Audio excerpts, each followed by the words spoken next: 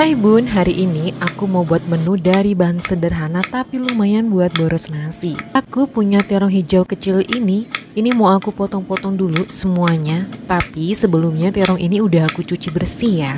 Setelah aku potong-potong terongnya, selanjutnya aku panasin air dan siapkan teri di dalam mangkuk.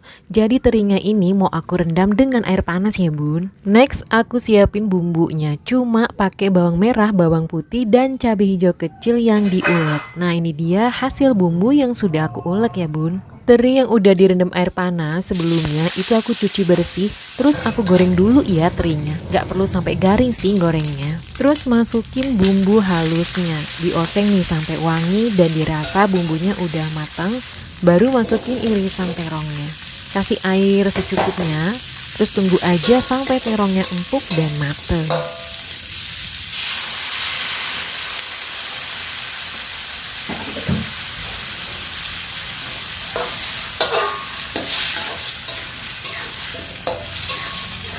Ini dia oseng terong campur teri, tinggal dikasih penyedap rasa buat yang mau ya. Airnya udah kelihatan menyusut, waktunya matiin kompor. Oseng terong dan teri pedes ini udah jadi, tinggal siapin nasi hangatnya ya Bun. Selamat makan.